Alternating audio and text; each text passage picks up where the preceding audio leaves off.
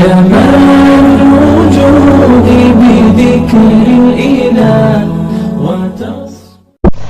ونشهد أن سيدنا وحبيبنا وشفيعنا وسندنا ورحمتنا ومولانا محمدا عبده ورسوله. أما بعد، فقد قال رسول الله صلى الله عليه وسلم: أفضل الجهاد كلمة حق عند السلطان الجائر، أو كما قال. وقال رسول الله صلى الله عليه وسلم: الحسن والحسين سيدا شباب أهل الجنة، أو كما قال. دا د محرم میاشت د عاشورې او 13 جمعه د دې میاشتې او د دې ورځې د فضیلت متعلق څه بیان کړی ستاسو مخکې، او بیا په دې ورځ کې چې د شریعت مطابق څه پکاري او نبی کریم صلی الله علیه وسلم چې څه فرمایلی د هغې بیان مې ستاسو مخکې کړی دی. یو لوی عظیم واقعه په دې ورځ پېښه شوې ده. د عاشورې په دې ورځ باندې د دې میاشتې په 10 تاریخ چې هغه یو ګناه د نبی علیه السلام په اهل بیتو د قیامت یو منظر تیر شوی دی. د حضرت حسین رضی الله عنه شهادت او د هغه د اهل بیتو د هغې متعلق څه مختصره واقعه درته بیانو. حضرت حسین رضی الله عنه د پیغمبر علیه السلام نوسی و او د حضرت فاطمه رضی الله تعالی عنها بچی دی، د حضرت علی صاحب زوی دی، او نبی کریم صلی الله علیه وسلم د دې دواړو ورونو سره مشر حضرت حسن رضی الله عنه او دویم نمبر حضرت حسین رضی الله عنه، دواړو سره د پیغمبر علیه السلام ډیر زیات محبت و. د پیدایش نه مخکې چې دی لا پیدا شوی نو، یو جینۍ ده، یو زنانه ده، د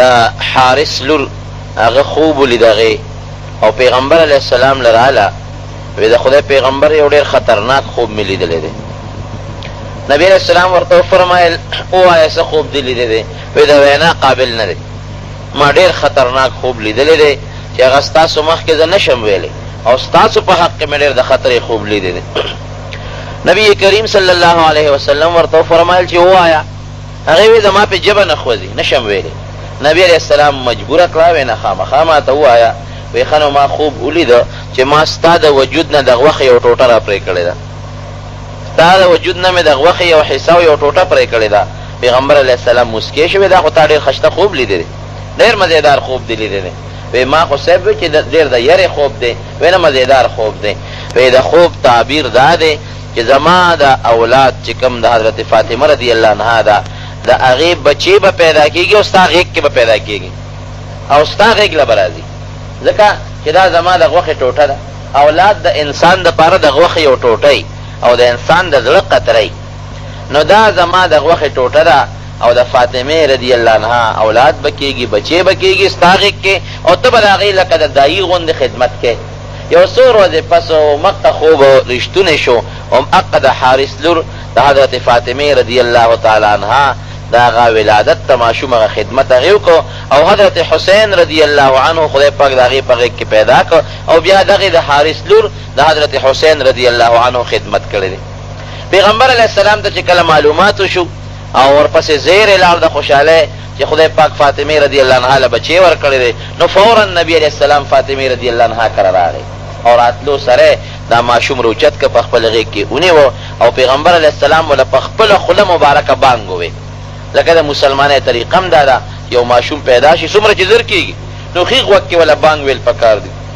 او په ګس وخت کې وله اقامت ویل پکار دی. دا چې کوم زمونږ بانګ دی او دا مونږ کوم بانګ وایو الله اکبر نه تر لا اله الا الله پورې. بعضې خلک پکې دا حی علی الصلاة و حی علی الفلاح نه وایي، دا غلطه خبره ده. پوره بانګ چې څنګ ته د مانځه دپاره وی او پوره اقامت چې څنګ ته د مانځه دپاره وی، دا بانګ او د اقامت به ماشوم له ووی او په زوره به یې ورته ووی. ښیغ وخت کې بانګ او ګس وخت کې اقامت. او بعضې زمونږ محدثینو حضراتو یو آیت ویلی دی چې آخر کې دا آیت ورسره ووایه: انی اعیذها بک و ذریتها من الشیطان الرجیم. دا کم وخت کې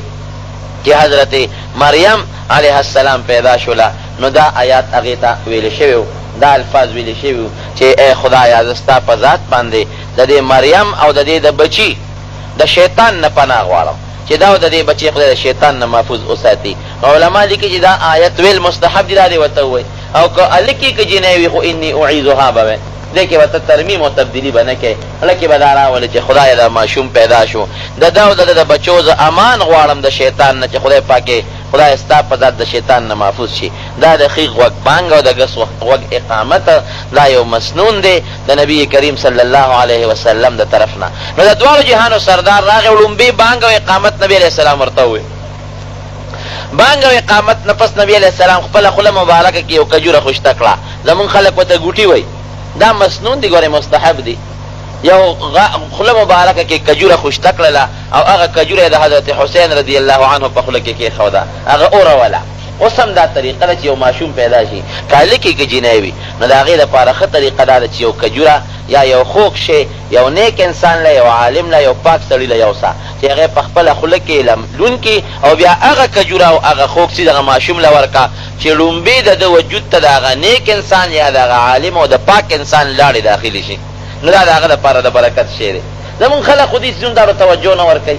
نه د ماشوم د بانګ خیال ساتي او نه د ماشوم د دې ګوټي خیال ساتي، وروسته د هغه وجود همیشه دپاره پلیت پلیت روان. نو ښه صورت دا دی چې کجوره به پاک سړي له یوسې، به یې خوله کې خوشته کي او بیا به هغه کجوره د ماشوم له په خوله کې کېږدي چې د هغه هغه لاړې لومبی ده د خېټې ته ننوځي. دا یو طریقه ده د مسلمانۍ. نو د دواړو جهانو سردار محمد رسول الله صلی الله علیه وسلم همدغسې عمل وکړو او حضرت حسین یې راواخېست او خپل غېږ کې کېنو او بیا نبي علیه السلام ورته دعا وکړله، حضرت حسین ته دعا وکړله او واپس یې حضرت فاطمې رضی الله عنها ته حواله کړه. د پیغمبر علیه السلام د دې دواړو نسو سره ډېر انتهایي محبت و،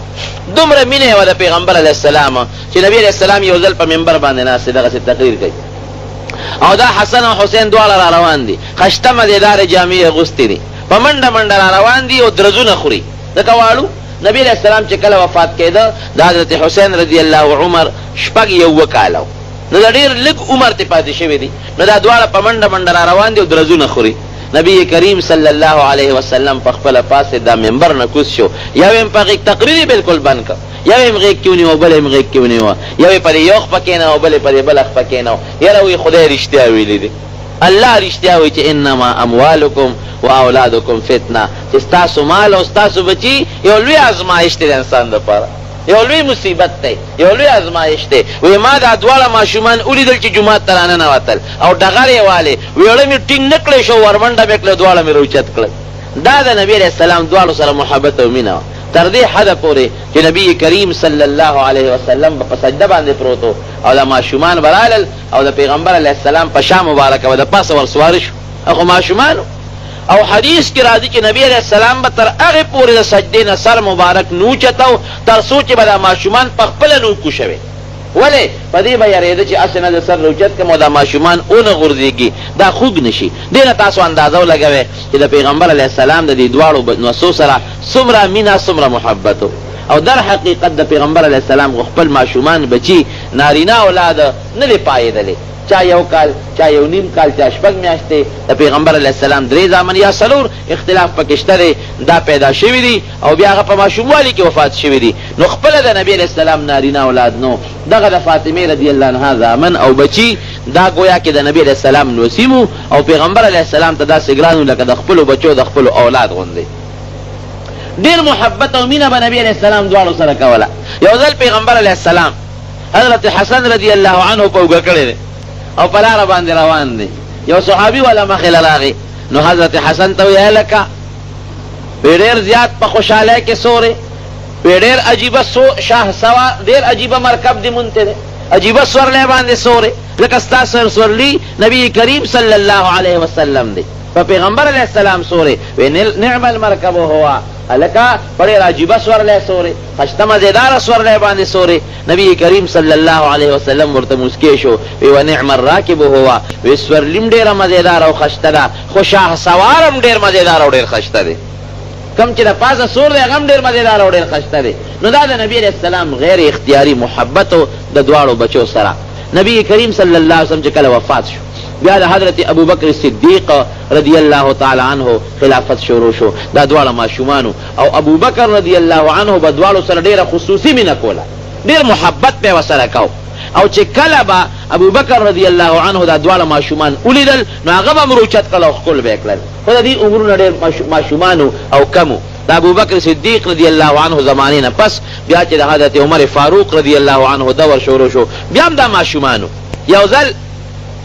نبی علیہ السلام حضرت علی صاحب سره حضرت حسن رضی الله عنه ولاړ دی، حضرت عمر فاروق رضی الله عنه پې راغی. نو عمر فاروق ورته په خندا شو، ورته وی زما د قسم بأبي شبیه برسول الله صلی الله علیه وسلم وما هو شبیه بعلی. زما د قسم په خدای وي، زما د قسمی چې دا ماشوم د علي په شان نه دی، د نبی علیہ السلام په شان دی، دا د پیغمبر علیہ السلام په شان دی. او خدای پاک پیدا کړم داسې و چې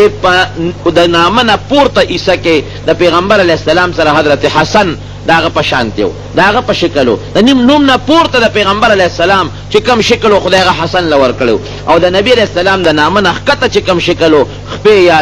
پنجې یا خپې مبارکې یا کونډې مبارکې دا شکل خدای پاک حضرت حسین لور کړو. نیم شکل د پیغمبر علیہ السلام په یو نوسی تقسیم شوی دی، نیم شکل خدای پاک د پیغمبر علیہ السلام په بل نوسی تقسیم کړی دی. دا انتهایی محبت او مینا تر دې حده پورې چې یو ځل عمر فاروق رضی الله عنه په منبر باندې ناست دی، منبر باندې ناست او تقریر کوي. حضرت حسین رضی الله عنه دا غځ نه را منډه کړې او عمر فاروق امیر المؤمنین دی، بادشاہ دی، د مټې کلک ونیوه، ورته وی دا زما د پلار د منبر نه را کوز شه، د خپل پلار په منبر کښېنه، دا خو زما د پلار منبر دی، ته په دې ناست دی، را کوز نه دی نو د خپل پلار منبر چې ته وګوره او په هغې باندې کښېنه. عمر فاروق رضی الله عنه امیر المؤمنین دی. خلک هم ویارېدل چې خدای اوس به ورته څه وایي، هغه روچت که په هغې کې ونیوه، وی یقینا په ژړا شو ورته، وی یقینا چې دا ستا د پلار د نبي علیه السلام منبر دی، خو زما د پلار منبر نشته، کم خوا لاړ شم، زما د پلار منبر نو، همدا منبر ستا د پلار دی او ته لایق یې، ستا پلار لایق دی چې په دې منبر باندې کښېنې. دا به ورسره هغې خپل محبت او مینه کوله. یو ځل حضرت حسین رضی الله تعالی عنه په لاره باندې روان دی، صحابو به دومره قدر کو د دې دواړو ماشومانو، ولې هغې ته پته وه چې د نبي علیه السلام دې دواړو سره انتهایي محبت او مینه ده. په لاره روان دی، نو ماشومانو حضرت عمر فاروق رضی الله عنه دی خو ډېر بهادرو او ډېر زیات هغه د اسلام هغه رعب و پکې، خلک به ته یېرېدل، خلکو یره خو څه کوې چې نبي علیه السلام یو ځل وفرمایل پیغمبر علیه السلام په خپل کور کې ناست دی، دا ماشومان تنبل وی. دې کې حضرت ابوبکر صدیق راغی همغسې هغې تنبل و، ورپسې حضرت علی صاحب راغی همغسې ماشومان لګیا دی هغه خپله ډمامه وی، تنبل وی. دې کې حضرت عمر فاروق رضی الله عنه راغی، هغه ماشومان وتښتېدل، تنبل یې وتښتو. نبي علیه السلام عمر ته وی، عمره وی چې ته کوم ځای ته راشې نو هغه ځای نه شیطان هم تښتي، او ته چې په کومه لاره ځې نو تا سره شیطان هم په هغه لاره یو ځای نه ځي، شیطان هم در نه تښتي. دومره خدای پاک عمر فاروق رضی الله عنه لا د دین غروب او دبدبه ورکړې وه. نو په لاره روان دی، ماشومان لوبې کوي، حضرت حسین رضی الله عنه هم پکې دی. چې خلکو عمر فاروق دی ماشومانو ولیده نو ټول ماشومان وتښتېدل. حضرت حسین رضی الله عنه په ځای ودرېد، هغه ونه تښتېد. او ماشومانو ته چېرته تښتې؟ وی امیر المؤمنین را روان دی، هله منډه کا، تښته مونږ ونه وهي، مونږ خو لوبې کوو، بس کارونه کوو. حسین رضی الله عنه ورته وی دا خو امیر المؤمنین نه دی، دا زمونږ نوکر دی، راځئ، دا خو زمونږ خادم دی، زمونږ نوکر دی، دا امیر المؤمنین نه دی، زمونږ نوکر دی. چا بیا راځئ؟ حضرت عمر فاروق رضی الله عنه ور منډه کړې او حضرت حسین یې په غېږ کې رونیوه. وی ووایه تاسو وی علي صاحب رضی الله عنه هم دغه مقام کې راغی، ورته وی امیر المؤمنینه مه خفه کېږه، خیر دی ماشوم دی، پوه نه شو. ورته وی نه دا ماشوم به زه بوزم، او ده چې دا کومه خبره کړې ده د دې به لیکل او دسخط علم د څو وی ما ته. هغه هم پریشانه شو چې یاره دا خو یقینا د امیر المؤمنین په حق کې لږ ښه خبره ونه شوله، ځکه د مسلمانانو بادشاه دی او ټولو مسلمانانو مشترکه طور خپل امیر جوړ کړی دی، امیر المؤمنین دی. علي صاحب ورته وی خیر دی امیر المؤمنین خفه کېږه ما ماشوم دی. وی نه ما د قسم په خدای وي که مې پرېښود، هله به یې پرېږدم چې دا دسخط ماته وکړي چې دا کومه خبره یې وکړه. بس خلک هم حیران شو. حضرت حسین رضی الله عنه یې بوته او ورته وی شابه بچې ولیکه چې عمر زموږ نوکر دی، دا فورا ولیکه او دسخط ورته وکړه. خلکو یې دولي که نو چې دې باندې به عمر څه کوي غصې اخیستی دی چې لیکل یې وکړل حضرت حسین خو ماشوم دی او ویې لیکل چې امیر المؤمنین عمر دا زما نوکر دی او لاندې مې بچې دسخط ورته وکړه دسخط یې ورته وکړه ښکلی کوې زه اوس بچې ته مې دې له نه وې راوسته چې د تا له سزا درکړمه چې تا ما ته نوکر وې بلکې دا زما وصیت دی چې د کله مړ شم او کله ما په قبر کې خښ کې نو دا کاغذ به زما په سینه د پاسه ایږدی دا به زما په سینه د پاسه ایږدی او ولې که ماله د مرګ فرشتې راشي او ماله خدای راشي او ما نه تپوس وکړي چې عمره تا څه عمل راوړی دی څه نیکي دې کړې ده نو زه به ورته دا خط ورکړم چې یا رب العالمین ای خدایا زه خو د حضرت حسین نوکر یم او نوکر که رواني کوي نو خلک یې د مالک نه تپوس کوي نو زما د رواني تپوس د حضرت حسین نه وکړي ما نه د هغې تپوس مه کوئ ممکن ده چې د دې حسین رضی الله عنه د دسخط د وجې نه خدای پاک ما وبخي او ما ته معافي وکړي دومره د صحابه کرامو د دې دواړو بچو سره هغه محبت او مینه وه د بدر چې کوم شهدا و د هغې بچو له عمر فاروق رضی الله عنه 2,000 روپۍ تنخوا مقرر کړې وه چې دا یتیمانان دي پلاران بدر کې شهیدان شوي دي 2,000 روپۍ د بیت المال نه تنخوا وه حضرت حسن او حضرت حسین له 15,000 روپۍ تنخوا مقرر کړې وه خلق ورته وی دا ولې ورته وی نه د صحابه بچي هغې له 2,000 تنخوا ده نو د نبي علیه السلام بچي د هغې نه بهتر دي چې هغې د هغې نه ډبل تنخوا مقرر کړم او که ما نه خدای تپوس وکړي نو زه الله تعالی قیامت پر ورځ دا ویلی شم چې خدایه ټیک ده چې ما دې له تنخوا زیاته ورکړې ده لیکن د نبي علیه السلام د خاطر نه زه دا حق ګڼم چې د دې حق د ټولو صحابو د بچو نه زیات دی دا د صحابه هغه محبت او مینه وه د حضرت حسن او حضرت حسین رضی الله تعالی عنهما سره لیکن دې غریبانانو باندې وروستو ډېر لوی ابتلاءات رالل او ډېر لوی مصایب او مشکلات رالل او هغه مصایب او مشکلات هم د حق په وینا کې او د باطل په مقابله کې رالل یعنی دنیا ته خدای پاک دا ښیي چې ګوره څنګه چې د بني اسرائیلو پیغمبرانو او د حق په خبره کې د باطل په مقابله کې هغې ته شهادتونه نصیب شوي دي او هغې په اره باندې اره شوي دي او د هغې نه سرونه پرې شوي دي د بني اسرائیلو د پیغمبرانو نه نو د نبی کریم صلی الله علیه وسلم بچو او د هغې اولاد هم د حق دپاره د خپل سر قرباني ورکړې ده او د هغې اهل بیت او خاندان هغې هم د حق دپاره او د باطل په مقابله کې د خپل سر نه دنګلې ده هغه قرباني ورکړې ده رونو خبره اوږده ده زه به مختصره کم د حضرت معاویه رضی الله عنه د زمنه پس د هغه زوی دی یزید هغه بادشاه مقرر شو حضرت معاویه رضی الله عنه په خپل ژوند کې د خلیفه مقرر کړ او عامو خلکو سره بیعتونه وکړل لکه اوس چې د زمانه کې خلک چاله ووټ ورکوي هغه زمانه کې به بیعت کېده یو سړی به راته او بادشاه له به د خپل لاس ورکو چې زه ستا اوټر یم به زه ستا حمایتي یم او ما د خپل اوټ تاله درکړه د خپل لاس مې تاله درکړه او که په خپله به یو سړی بادشاه ته نه شو رسېدلی نو چې د بادشاه به کم قاضي و یا به ګورنر و یا د هغه والي به نو خلک به تلل او هغه له به یې خپل لاس ورکو یزید چې کوم وخت کې خلیفه مقرر شو یزید ته پته وه چې 2 کسان دي چې هغې ما له لاس نه راکوي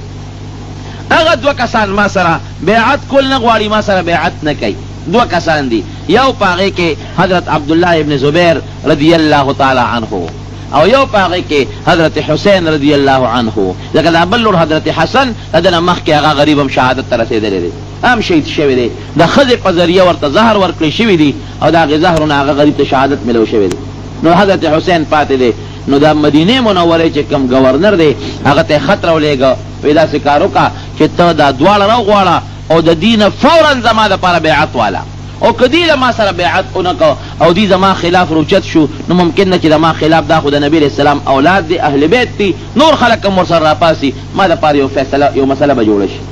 عبدالله ابن زبیر رضی الله تعالی عنه خو پوه شو هغه ته خو پته ولګېدله چې ما نه به اوس بیعت اخیستی شي او په زور به مې مجبورئ نو هغه خو د مدینې منورې نه لاړ او مکې مکرمې ته هجرت وکړو ځان یې محفوظ کړو او حضرت حسین رضی الله تعالی عنه هغه چې کله بادشاه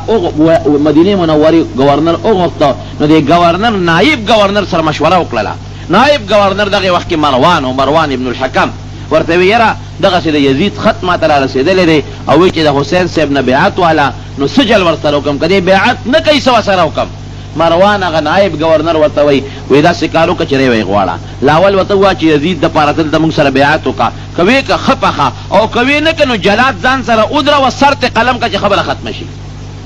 او که داسې در نه بچ پاتې شو نو مصیبت به جوړ شي هغه ورته ویل دا کار خو مانه نه کېږي، زه خو د نبي علیه السلام په حرم کې او په مدینه منوره کې د پیغمبر علیه السلام د نوسي وینه تویول نه غواړم، او د خپل لاس د نبی علیه السلام د هغه مبارک خشته ښکلې نوسي په وینه باندې سره کولم نه غواړم، دا کار مانه نه کېږي. حضرت حسین رضی الله عنه یې راوغوښته، ورته ویې څنګه چل کې ما سره بیعت وکړه. هغې ما له لږ مهلت راځه بس مشوره وکړم، ویې ډېره ښه ده مهلت مې دله درکړه. هغې مهلت نه هغه فایده واخېستو، مکې مکرمې ته راغی. مطلب یې دا و چې په مدینه منوره کې به اوس زما کسانه مدرېږي، اده به مدرېږي، جنګ به جوړېږي، جګړه به جوړېږي. ممکن ده چې هم د پیغمبر علیه السلام په دې کلي کې یو وینه توی شي، دې وینې نه ځان بچ کول غواړم. لاړ مکې مکرمې ته. مکه مکرمه کې د یزید طاقت کم و، عبدالله ابن زبیر هم موجود و رضی الله عنه، هم د یزید مخالف و، نور خلق هم مخالف موجود و، خو نبی حضرت حسین رضی الله عنه سره د کوفی خلقو غداری وکړه، او دا د یهودیانو سازش و. د یهود یو سازش و، همیشه یهود مسلمانانو ته مختلفو طریقو باندې سکیمونه او سازشونه جوړی. د مسلمان لومبي دشمن او خطرناک دشمن دا ګورې یهود دي. نن که امریکا د مسلمانانو په دشمنۍ کې لګیا ده، نو دام د یهودو سازش دی. د امریکې په سینټ باندې او د هغې په اهمو عهدو باندې یهودیان قابض دي. دا چې اسرائیل ورته وایي. که پاکستان کې دننه د اسلام خلاف کم سکیمونه جوړېږي او کم سازشونه جوړېږي، د دې ټولو شاته که ته وګورې نو یهودیان ورته شاته ناست دي، او یهود د مسلمانانو نه خپل زوړ انتقام اخیستل غواړي. هغه انتقام چې پیغمبر علیه السلام یو وخت یهود د مدینې منورې نه ایستي و، بیا د خیبر نه وویستل، او بیا عمر فاروق رضی الله عنه راوشړل، او نن دا چې کم د اسرائیلو دا لږ غوندې